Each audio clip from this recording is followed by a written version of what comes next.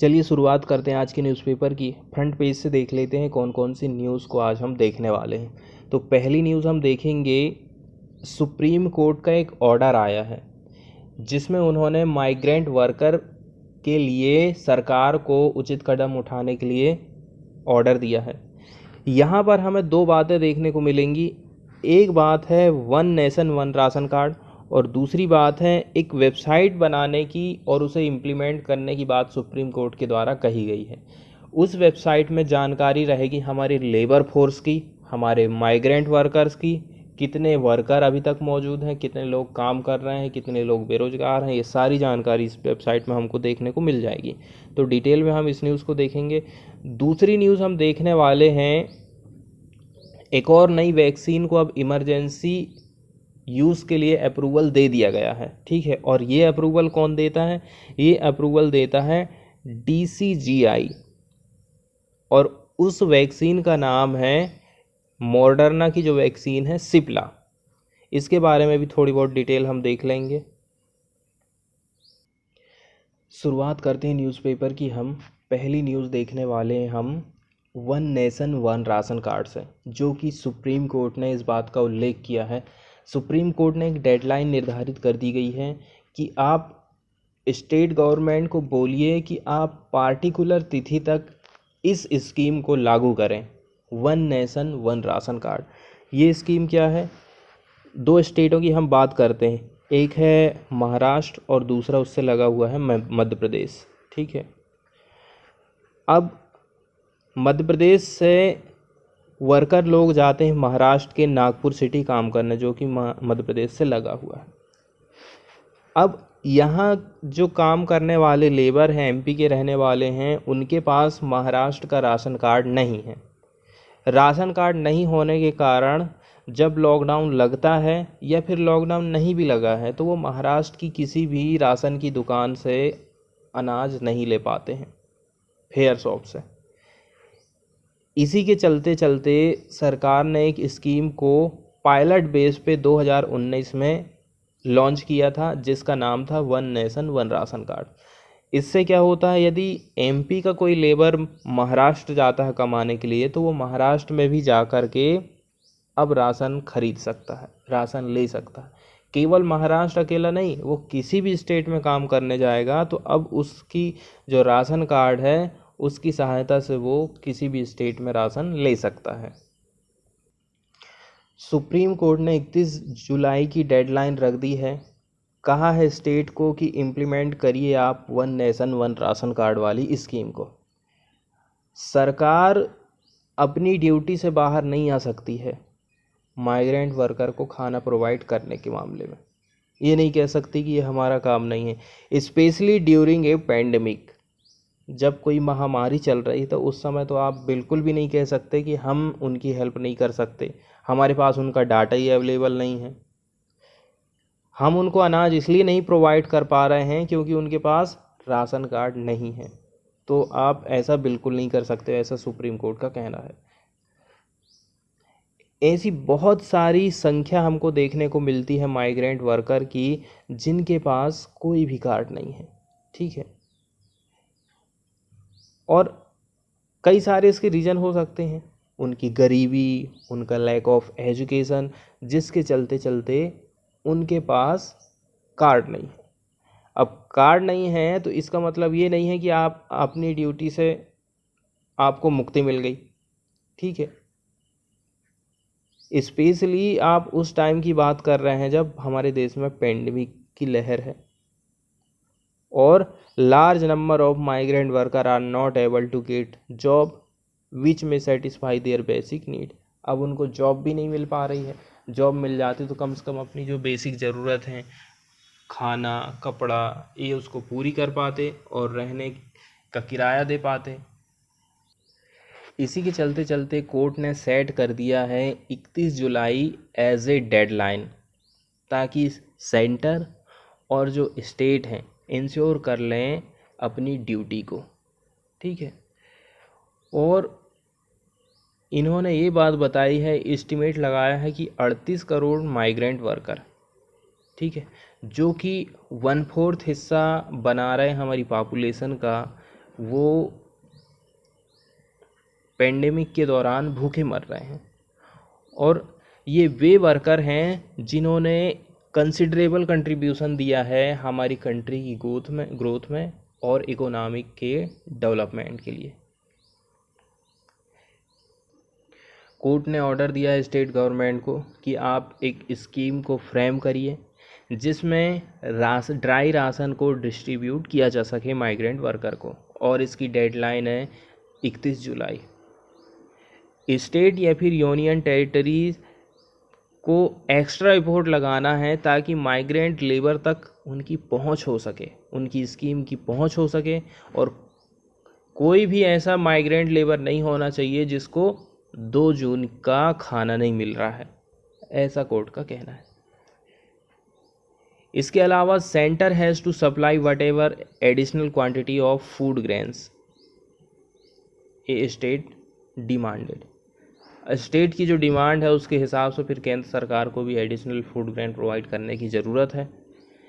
और जो additional food grain का अलोकेशन है, इसके साथ साथ में कम्युनिटी किचन चलाए जा सकते हैं अलग अलग जो मेन प्लेसेस हैं वहाँ पर, ताकि जो वर्कर हैं उनको भोजन मुहैया हो सके।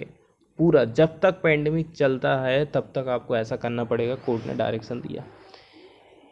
इसके अलावा राइट टू फूड, भोजन का जो अधिकार है, one of the bare necessities of the life, वो हमारे जीवन का ये भी ऑर्डर दिया है ऑल स्टेट को कि आप जो है पूरी तरीके से इम्प्लीमेंट करिए one nation one ration card scheme को, जिसको शॉर्टकट में ONORC स्कीम भी कहा जाता है, और इसकी तिथि निर्धारित कर दी गई है 31 जुलाई। ये जो स्कीम है वो अलाउ करती है माइग्रेंट लेबरर्स को, ठीक है, ताकि ये लोग NFSA national food security act के अंतर्गत कवर किए जा सकें, जिससे इनकी एक्सेस हो सके फूड तक, ठीक है, फूड तक इनकी एक्सेस हो सके किसी भी फेयर प्राइस की शॉप से, with his or her ration card in any part of the country. देश की किसी भी राशन की दुकान से ये लोग राशन ले सकते हैं अपने राशन कार्ड की सहायता से। इसके अलावा कोर्ट ने जिक्र किया है NDUW national database for unorganised worker. अब इसमें सरकार ने कई सारे बहाना बता दी थी, ठीक है, अब वो बहाना क्या बताई थी हम देख लेते हैं। इसके अलावा कोर्ट ने लेबर मिनिस्ट्री को कहा अनपार्डनेबल अपाथी है in not completing the work of 45.39 crore NDUW portal to register and identify migrant worker and unorganized labor to ensure their right, welfare and food security। अब सरकार को इस वेबसाइट पर माइग्रेंट वर्कर, अनऑर्गेनाइज्ड लेबर, इनकी जानकारी रखना था, ठीक है, ताकि इंश्योर कर सके उनके अधिकार को, उनके वेलफेयर को और उनकी फूड सिक्योरिटी को। तो सरकार इसको कंप्लीट नहीं कर पाई है, इसलिए भी सुप्रीम कोर्ट ने सरकार की कड़ी आलोचना करी है। कोर्ट ने ऑर्डर दिया है कि मिनिस्ट्री को फाइनलाइज करना है NDUW मॉड्यूल को फिर से, ठीक है, और centre has blamed the delay in implementation on software problem. और सरकार ने क्या कह दी थी, सरकार ने कही थी कि सॉफ्टवेयर से रिलेटेड प्रॉब्लम है, इसके चलते चलते हम किसको इम्प्लीमेंट नहीं कर पाए हैं। दूसरी न्यूज़ हमारी है वैक्सीन को लेकर, कोरोना वैक्सीन को लेकर के। तो गवर्नमेंट ने नोट दे दी है, मतलब सहमति दे दी है for Cipla to import Moderna's vaccine, और ये अनुमति मिली है DCGI की तरफ से कि हम अब इसका इमरजेंसी यूज़ कर सकते हैं, रेडी टू यूज़ जॉब। अब हम इसको लोगों को वैक्सीनेशन प्रोवाइड कर सकते हैं, ठीक है। अब हम थोड़ी सी और जानकारी देख लेते हैं।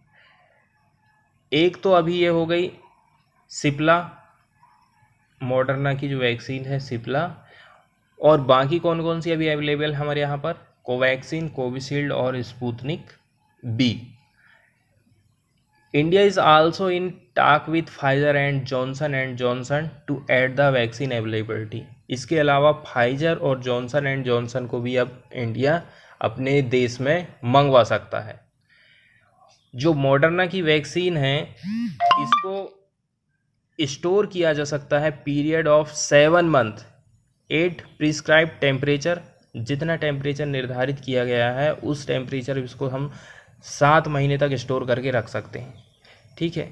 इसके अलावा normal storage after the vial is opened in 30 days.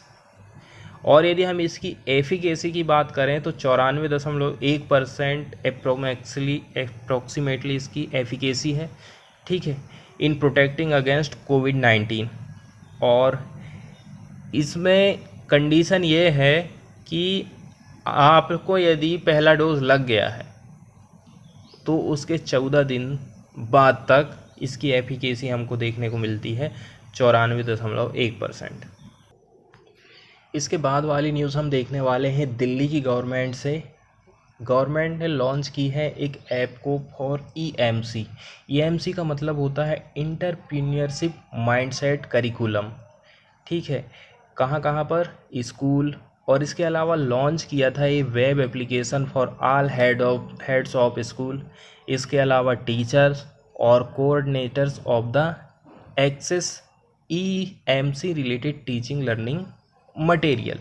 तो दिल्ली गवर्नमेंट ये चाहती है कि हमारे जो स्टूडेंट हैं उनके अंदर एक उद्योग को स्थापित करने का माइंडसेट होना चाहिए कि कैसे किसी इंडस्ट्री को स्थापित किया जाता है, कैसे वो एंटरप्रेन्योर बन सकते हैं। तो इसी के चलते चलते उन्होंने एक ऐप को लॉन्च किया है। और मिस्टर सिसोदिया का ये कहना है, देखो सरकार ने ये डिसाइड किया है कि हम 2000 प्रत्येक बच्चे को दे सकते हैं। ठीक है, उनके आइडिया को देखते हुए कि वो क्या क्रिएट करना चाहते हैं स्टूडेंट लोग।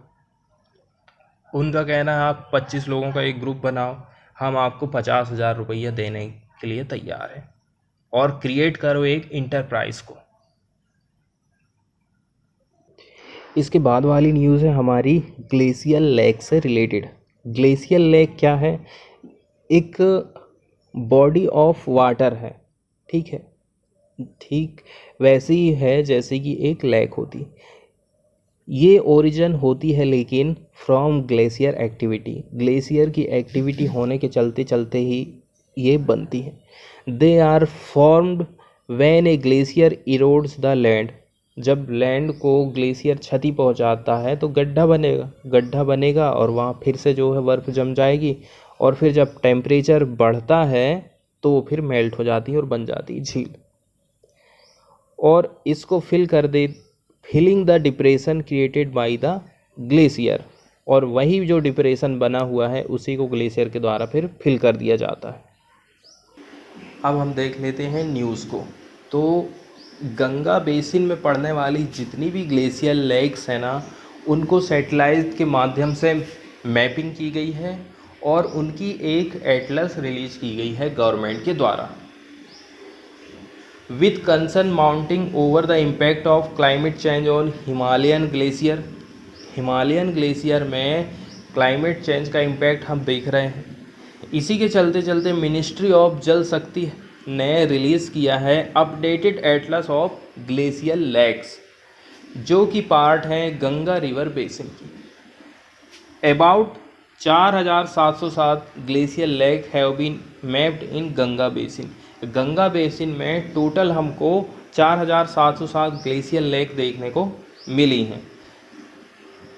ग्लेशियल लेक जो कि अपने आप में पानी लिए हुए हैं, वो स्प्रेड हुई हैं एरिया ग्रेटर देन 0.25 हेक्टेयर। इनकी मैपिंग की गई है और मैपिंग करने के लिए Resourcesat two linear imaging self scanning sensor for satellite data का इस्तेमाल किया गया था। और जो एटलस है वो अवेलेबल है on Bhuvan portal of NRSC ISRO. ये वेबसाइट भी यहाँ पर दी गई है, यहाँ से जानकारी हम लोग ले सकते हैं। इसके बाद वाली न्यूज़ हम देखने वाले हैं स्खलन से रिलेटेड, जिसको नॉर्मली हम हिमस्खलन के संदर्भ में देख रहे हैं। तो हिमस्खलन क्या होता है? A rapid flow of snow down A slope. पहाड़ी की कोई चोटी है, वहाँ से यदि रैपिडली स्नो की फॉलिंग होने लगे तो उसको हम कहते हैं स्खलन। इसके कई सारा रीजन हो सकते हैं, जैसे कि कुछ कुछ नेचुरल रीजन भी हो सकता है, जैसे कि फ्रेश स्नो बहुत ज़्यादा गिरने लग जाए। दूसरी बात यह है ह्यूमन एक्टिविटी के कारण भी ऐसी घटनाएं सामने आती, जैसे कि स्काइंग, वॉकिंग या फिर क्लाइंबिंग। ये सारी घटनाओं के कारण भी हिमस्खलन की घटनाएं देखने को मिलती हैं। इसके बाद हम बात कर लेते हैं न्यूज़ की। तो चमोली का जो डिजास्टर हुआ था फरवरी के महीने में, उसी से रिलेटेड ये न्यूज़ आई है। Chamoli disaster due to avalanche. तो 7 फरवरी का जो फ्लैश फ्लड हमको देखने को मिला था, उसमें 72 लोगों की जानें गई थी। एटलीस्ट 200 आर मिसिंग या फिर डेड हो गए थे, जिनकी कोई जानकारी हमको देखने को नहीं मिलती है। हम बात कर रहे हैं 7 फरवरी की, चमोली डिस्ट्रिक्ट उत्तराखंड, जिसने क्लेम की थी एटलीस्ट 72 लाइव्स। ठीक है, एटलीस्ट 200 मिसिंग हुए थे due to large mass of snow. बहुत बड़े मास का जब स्नो फ्लो हुआ, उसके साथ साथ में आइस भी थी, रॉक एवलांचे भी देखने को हमको मिली थी, along with a hanging mass of rock crashing into the Raunthigad valley floor. ये सारी चीज़ें अब एक साथ में गिरी तो इतने सारे लोगों की डेथ हुई और इतने सारे लोग मिसिंग हो गए थे। उसमें बहुत सारा मलबा शामिल था। आगे जीएसआई का कहना है, जियोलॉजिकल सर्वे ऑफ इंडिया का कहना है, this impact pulverise the combination of rock, snow and ice. इतनी सारी चीज़ें उसमें शामिल थी, उसमें रॉक भी शामिल था, स्नो भी शामिल था और आइस भी शामिल था। इनका चूरा हमको देखने को मिलेगा पत्थर का। ये जब रैपिड के साथ में फ्लो हुए downstream of the Raunthigad and into the Rishiganga valley leading to the deluge, इसी के कारण ही हमको बाढ़ देखने को मिली थी, ऐसा जियोलॉजिकल सर्वे ऑफ इंडिया का कहना है। आगे कुछ कुछ मेजर रीज़न यहाँ पर बताए जा रहे हैं कि आखिर ये घटना घटित हुई थी, क्यों हुई थी। तो observed change in the hydrometeorological condition. Hydrometeorological condition यदि हम देखें 4 से लेकर के 6 फरवरी के बीच 2021 की, तो इसमें हमें हैवी स्नोफॉल देखने को मिला। ठीक है, पहले तो गर्मी पड़ी एकदम से, सडन वार्मर क्लाइमेट देखने को मिला, उसके बाद फिर हैवी स्नोफॉल होने लगा। यही एक मेन रीज़न रहा जिसके चलते चलते ये घटना घटित हुई और फ्लैश फ्लड देखने को हमको मिला था डाउन स्ट्रीम में। इसके बाद वाली न्यूज़ जो है, धर्म से रिलेटेड कुछ बातें हैं जो कि लोग क्या क्या फील करते हैं, उससे रिलेटेड एक सर्वे किया गया था। तो उसमें कौन कौन सी बात सामने आई हैं उसके बारे में ये रिपोर्ट हमको देखने को मिलती है। जैसे यहाँ पर एक बात बताई गई है, रिपोर्ट में ये पाया गया है कि 91% ऑफ हिंदूज़ ये फील करते हैं कि दे हैव रिलीजियस फ्रीडम, जबकि 85% उसमें से ये बिलीव करते हैं कि वो सभी रिलीजन्स का रिस्पेक्ट करते हैं, जो कि वेरी इम्पोर्टेंट है टू बीइंग ट्रूली इंडियन। यदि हम कहते हैं हम असली भारतीय हैं, तो इसका मतलब ये है हमें सभी धर्मों का आदर करना चाहिए। ऐसा नहीं कि हमारा धर्म ही श्रेष्ठ है, ठीक है, और जो अल्पसंख्यक लोग हैं हम उनको दबाना चालू कर दें बड़ी पोस्ट में पहुंचने के बाद। इसके अलावा यदि हम अदर धर्मों की बात करें, 89% ऑफ मुस्लिम एंड क्रिश्चियन का कहना है कि वो फील करते हैं free practice in their region. ठीक है, the comparative figures for Sikh, Buddhist, Jain का यदि आंकड़ा हम देखें तो 82% ऐसे सिख लोगों का कहना, बुद्धिस्ट लोग ऐसे 93% हैं और जैन लोग 85% हैं, जो ये कहते हैं कि हम लोग ये फील कर रहे हैं कि हम जो हमारी प्रैक्टिस है रिलीजन की उसको फ्रीली कर पा रहे हैं। अब कुछ कुछ हम आंकड़े देखते हैं, अलग अलग सेग्रीगेशन जो किया गया है। जैसे कि मेरा फ्रेंड सर्किल है तो उसमें कौन कौन से धर्म के लोग हैं, कंपोजिशन ऑफ फ्रेंड सर्किल। इसके अलावा views on stopping inter religious marriage, क्या एक धर्म से दूसरे धर्म के बीच में शादी करने के लिए मैं फ्री हूँ। दूसरी बात यह है, यदि मेरे नेबर में अलग अलग धर्म के लोग रह रहे हैं तो कितना ज़्यादा हम उनके साथ में एक परिवार के रूप में महसूस कर पा रहे हैं। ऐसी सारी बातें यहाँ पर निर्धारित की गई थी और उन्हीं पर पॉइंट दिए गए थे। आगे इसमें एक ये बात बताई गई है, ठीक है, यदि हम हिंदूज़ की बात करें तो हर 10 में से 3 हिंदू की पोजीशन कैसी है, ठीक है, वो लोग हिंदू हैं और हिंदी भाषा बोलते हैं। इसके अलावा वोट देते हैं बीजेपी को। But there was an clear geographical skew in their distribution. लेकिन यदि डिस्ट्रीब्यूशन के हिसाब से देखें तो हमें कुछ अंतर दिखता है, ठीक है। वाइल रफली half of the Hindu voter in northern, ठीक है, उत्तर वाले एरिया में हमें आधे हिंदू देखने को मिलेंगे। इसके अलावा central India fell into this category.